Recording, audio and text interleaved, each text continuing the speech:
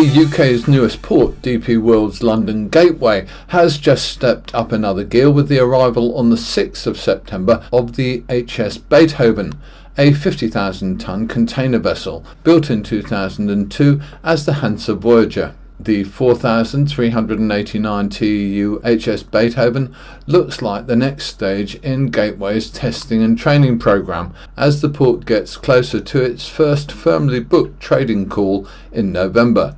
AIS users will also be pleased to see that Google Maps have now updated their satellite imagery of the Thames estuary.